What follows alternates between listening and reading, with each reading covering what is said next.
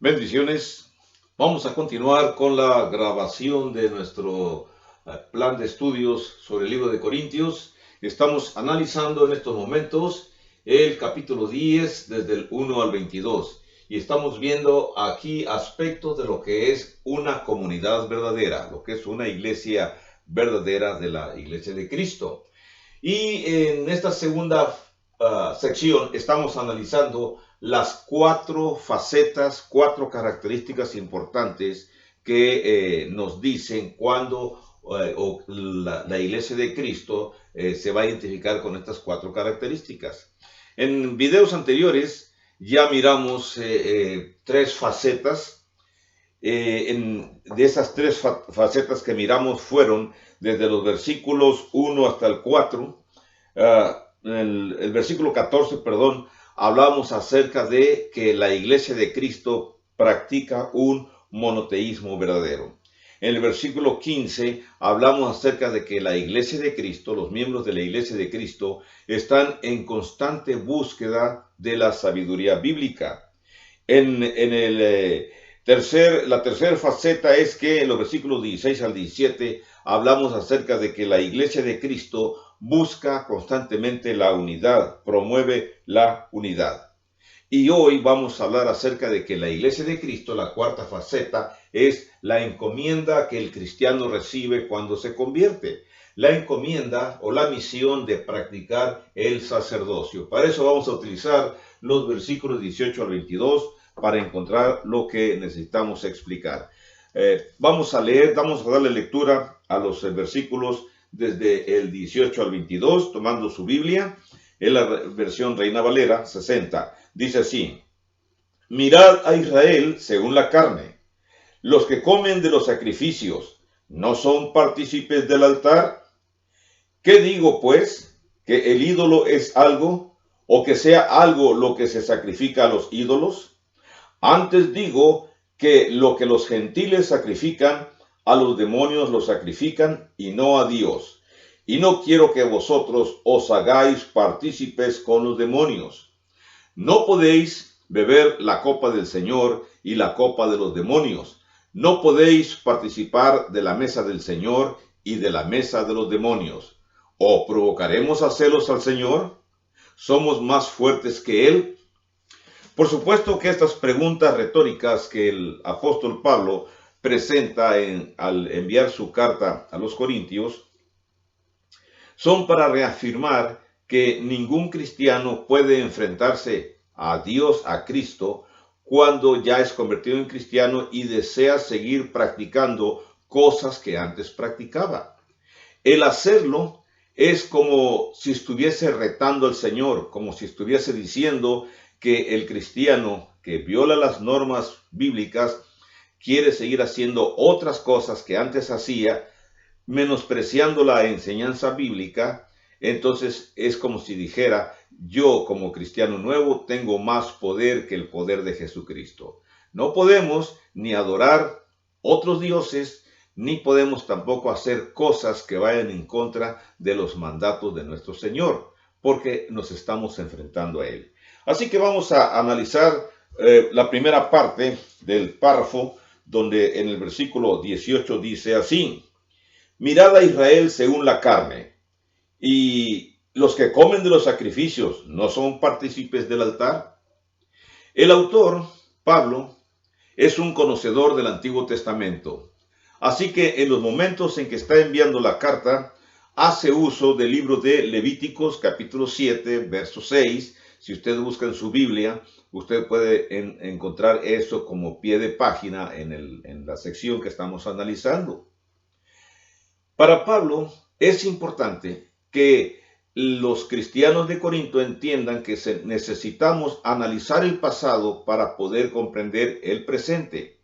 Pablo está hablando con grupos de cultura griega, gente de cultura griega. Los corintios pertenecen al mundo griego, han sido conquistados militarmente, políticamente por los romanos, y hay muchos judíos en Corinto asentados. Van a tener sinagogas, y de los mismos que se van convirtiendo, algunos judíos van a ser posteriormente, entendemos que así nos dice la historia, posteriormente van a ser convertidos en maestros porque son los que tienen más conocimiento del Antiguo Testamento, de cómo analizar las Escrituras, y cuando ya los apóstoles, los cristianos que vienen de fuera se tengan que retirar, ahí en Corinto van a quedar personas capacitadas o capaces para ser maestros, para seguir guiando a los corintios en el aprendizaje, en la ampliación del conocimiento del cristianismo. Así que, de acuerdo a lo que el libro de Levíticos nos dice en el capítulo 7, verso 6, vamos a darle una lectura breve para entender este mensaje que aquí se menciona y las instrucciones que se da acerca de los sacerdotes. Capítulo 7, verso 6. En los primeros versículos habla acerca del sacrificio de la culpa, acerca de dónde se tienen que degollar los animales, dónde se tiene que rociar su sangre. Dice el versículo 2, se tiene que rociar su sangre alrededor sobre el altar. Y del verso 3 de Levíticos 7 dice que tienen que ofrecer los sacerdotes toda la grosura de los animales sacrificados, la cola y la grosura que cubre los intestinos, los 2 riñones, la grosura que está sobre ellos y la que está sobre los ijares, y con los riñones quitará la grosura de sobre el hígado, y el sacerdote lo hará arder sobre el altar, ofrenda encendida a Jehová, es expiación de la culpa. Y luego el verso 6 da la instrucción importante: todo varón de entre los sacerdotes la comerá. Será comida en lugar santo, es cosa muy santa. Estamos hablando acerca de carne sacrificada por la culpa en el altar de los sacrificios en Jerusalén. Entonces Pablo está presentando como ejemplo lo que los sacerdotes están realizando en Jerusalén. Y está diciéndole a los recipientes de la carta, a los corintios, que los sacerdotes sí comen de los sacrificios. Es su deber comer de la carne que los demás judíos han llevado.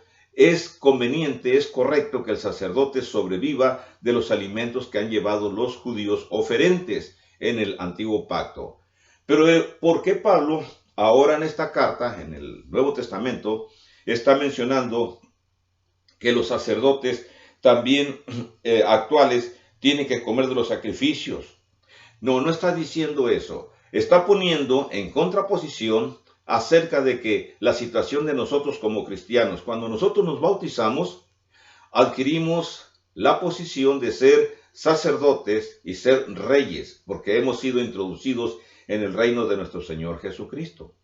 La función entonces, de un sacerdote es ser el intermediario, el presentador de las normas cristianas a otras personas que no lo conozcan. Pero así como en el mundo cristiano, en el mundo judío, los sacerdotes judíos, los levitas, comían de lo sacrificado a Jehová.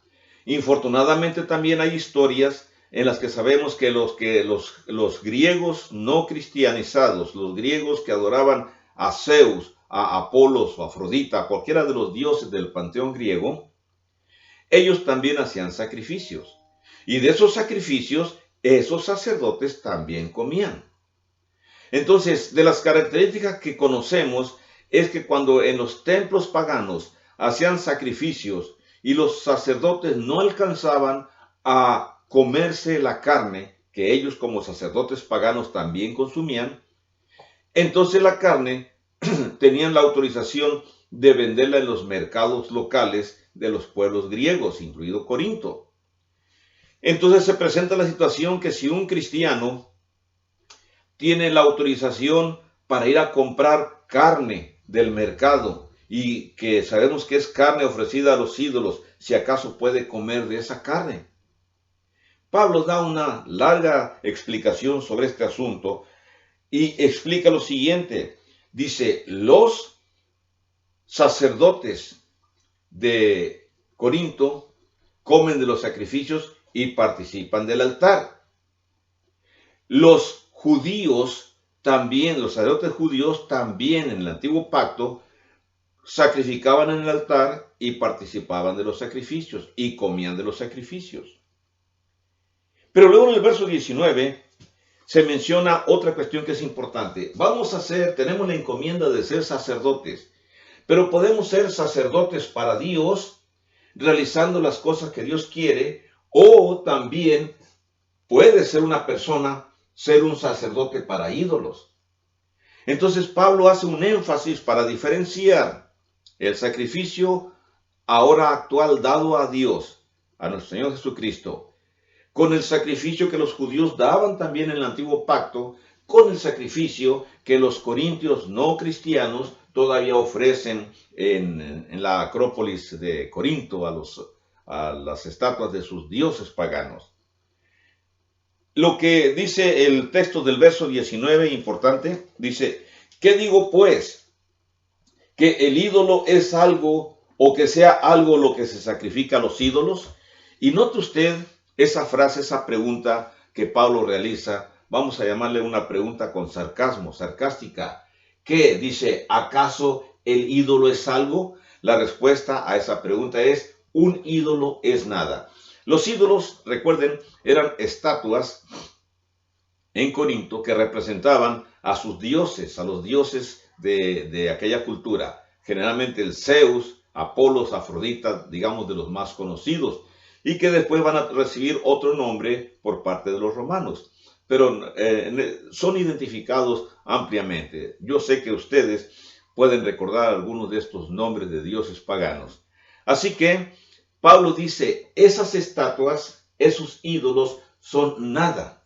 Así como ahora en la actualidad, las estatuas o cualquier ídolo, cualquier estatua a la cual usted en su vida antes de que fuera cristiano, usted le ofrece sacrificios, o una estatua que le ofrece libación, que le ofrece algo encendido, que piensa usted que va a ser grato para esa estatua. La aplicación que Pablo dice, o la afirmación que Pablo dice a los corintios, también es aplicable en esta época. El ídolo al que usted, si usted no es cristiano, si usted es parte de alguna otra creencia, y todavía tiene ídolos, imágenes, estatuas, a las cuales usted les ofrece alimentos, les ofrece cirios encendidos, veladoras, les ofrece usted libaciones, bebidas, o les ofrece usted su adoración, se inclina ante esas estatuas. Lo que Pablo está diciendo, esas estatuas son nada, los ídolos no son nada. Entonces, por lo tanto, lo que se sacrifica a los ídolos, ¿qué cosa es? Y Pablo concluye, voy a leer el verso 20, dice, antes digo que los gentiles sacrifican, y note usted esto, a los demonios los sacrifican y no a Dios. Necesitamos tener grabada esta explicación de Pablo perfectamente. Cualquier persona que sacrifica, que ofrece, sacrificar es ofrecer, dar algo a una estatua o un ídolo. Cuando las personas lo hacen en ignorancia, podrían tener un poco de descargo hasta que conozcan. Pero cuando usted llega a conocer que un ídolo es nada y usted continúa sacrificando o ofreciendo eso a su ídolo, Pablo es bastante duro. Recuerde, no es el expositor quien afirma esto con frases muy duras que puedan lastimar sus sentimientos.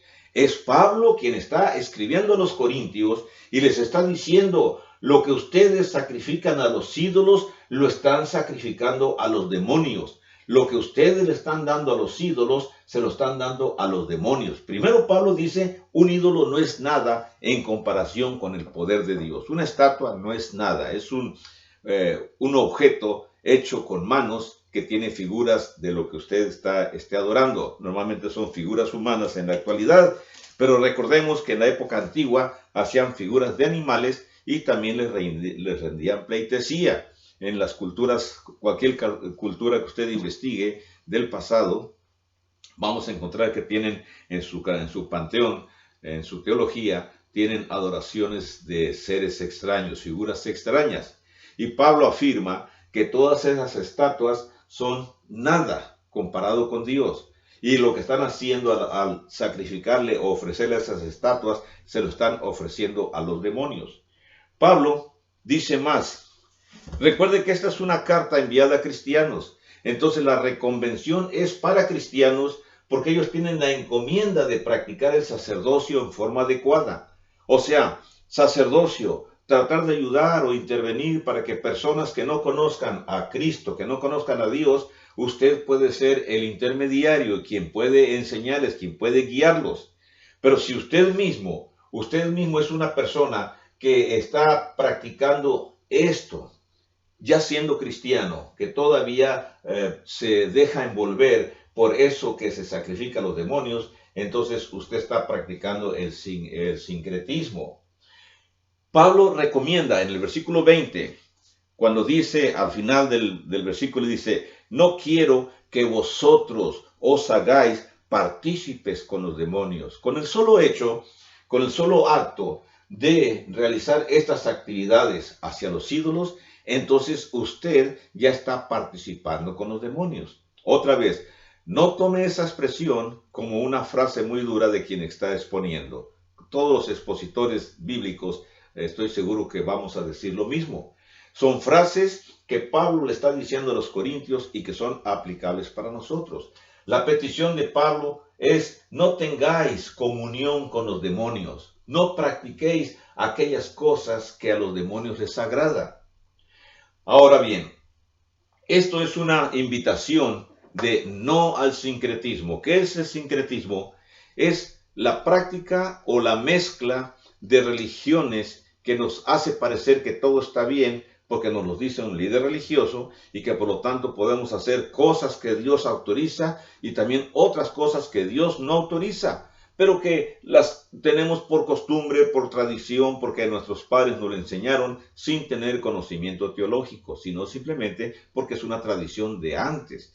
En México existen muchísimas tradiciones que infortunadamente los mexicanos practicamos y nos sentimos muy heridos nuestros sentimientos cuando alguien viene y nos dice que estamos haciendo cosas equivocadas. El flagelarse en las espaldas, por ejemplo, en ciertos días muy especiales, es algo incorrecto. No por lastimar nuestro cuerpo vamos a tener mayor espiritualidad o más cercanía para con Dios. Hay otras maneras que el Señor ha enseñado en el Nuevo Testamento con las cuales podemos estar cerca de practicar las cosas más correctas. Luego Pablo, en el verso 21, nos está diciendo después de decir que él quiere que los corintios no tengan comunión con los demonios. Déjeme ampliar un poco más la información, si acaso no la he dado en otras ocasiones. Les mencionaba que cuando se hacían sacrificios en los templos paganos, si sobraba carne, la carne la traían a vender a los mercados.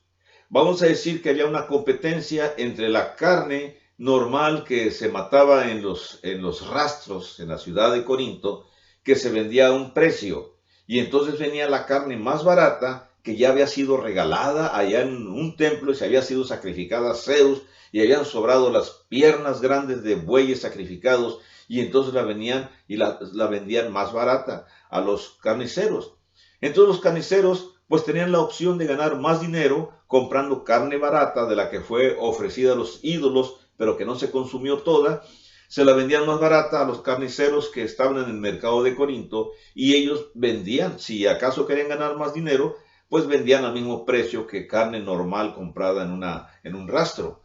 O si querían vender toda la carne, le bajaban el precio, pero les decían a la gente: esta es carne sacrificada a los ídolos, vale el 50% que esta carne que la traemos de los pastos, de la ganadería donde hemos sacrificado. Se entiende que por cuestiones comerciales sucedían estas cuestiones. Pero los cristianos se encontraban en una situación que más adelante vamos a ver en otras secciones acerca de esos alimentos, donde Pablo da sus instrucciones más importantes. Lo vamos a mirar en las siguientes presentaciones. Cuando en el verso 21 Pablo dice: no podéis beber la copa del Señor y la copa de los demonios. Pablo les está diciendo que no pueden participar de ambas costumbres. No pueden ser personas que adoran a Dios y al mismo tiempo son personas que también participan de la cultura en general. Hablemos en otros términos hablando acerca de las costumbres o prácticas que como mundanos la mayoría de las personas tenemos. La mayoría de nosotros, antes de ser cristianos, al menos un servidor así es, fuma, toma, hace cosas que son inmorales, incorrectas. Una vez que conocemos el cristianismo, dejamos de hacer aquellas cosas que son incorrectas, que son inmorales, y dejamos de practicar los vicios que afectaban a nuestro cuerpo. Lo hacemos porque creemos en lo que dicen las Escrituras de que nuestro cuerpo se convierte en templo del Espíritu Santo y no voy a estar molestando mi cuerpo ahora con esos venenos. Pero la sociedad actual en general, donde la mayoría de la gente se desenvuelve, aún siguen haciéndolo. Entonces, lo incorrecto es que una persona, uno de nosotros, se convierte en cristiano y durante el día domingo es un adorador de Cristo y asiste a los servicios religiosos normalmente y realiza todas las actividades que va a hacer con sus compañeros cristianos o cristianas. Pero allá con sus amigos, allá cuando ya saliendo del edificio donde se ha reunido, se reúne con sus amigos o en otros días de la semana, entonces practica cosas que son sacrificios para los ídolos. El consumo de tabaco, el consumo de alcohol, el uso de malas palabras, palabras altisonantes, y qué decir acerca de otras situaciones en las cuales ofendemos nuestro cuerpo, ofendemos nuestra esposa, en el caso de los varones, o una mujer que ofende a su esposo cuando tiene relaciones o atracciones con otro varón. De estas situaciones son las que Pablo está hablando, que en el verso 21 dice, no podemos, dice así, literalmente, no podéis beber la copa del Señor y la copa de los demonios. No podéis participar de la mesa del Señor y de la mesa de los demonios. Vamos a hablar primero acerca de la copa y la mesa que participaban los judíos. Cuando se hacían los sacrificios, usted ponga en su imaginación un asador grande en donde van los oferentes, los judíos pecadores, a ofrecer sus animales. Matan los animales, la sangre escurre hacia un arroyo en Jerusalén, en un arroyo que está en Jerusalén, el arroyo Cedrón. Hacia allá escurre la sangre del templo, tiene conexiones para llegar al drenaje y llegar a sus lugares. Entonces, la carne se ofrece, se asa, se ofrece a Dios. El sacerdote va con un gancho de 3 dientes, varios dientes, no recuerdo exactamente, y saca carne suficiente para él y para su familia y los lleva dentro del templo, porque en el templo de Jerusalén va a haber aposentos altos en donde van a estar viviendo los sacerdotes con su familia y allá van a llevar esa carne sacrificada que van a participar de esa, aparte de los oferentes. Ese es el judío en momentos de su historia. No olvidemos también que los sacerdotes paganos, sacerdotes de los dioses griegos, van a hacer lo mismo. Se van a alimentar con esa carne también que los oferentes, los adoradores paganos llevan ahí para sus sacrificios. Pero ¿qué ahora del cristiano? Porque la carta está enviada a cristianos de Corinto. ¿Cómo es que un cristiano participa de la copa del Señor y participa de la mesa del Señor? El cristiano, se nos ha dado una instrucción que después vamos a mirar en el capítulo 11, cuando veamos el capítulo 11 de Corintios, donde se nos dice que respecto a la Santa Cena que cada domingo celebramos, vamos a tomar un poco de pan sin levadura, que nos va a recordar el cuerpo de nuestro Señor Jesús martirizado en la cruz del Calvario. Y lo vamos a comer en memoria de aquel sacrificio y para anunciar la próxima venida. Después también en la Santa Cena de los días domingos vamos a tomar una pequeña copa de jugo de uva, no de vino. Si en algunos lugares algunos toman vino, bueno, es otra cuestión que después se puede analizar, pero en la Iglesia de Cristo tomamos jugo de uva sin fermentar.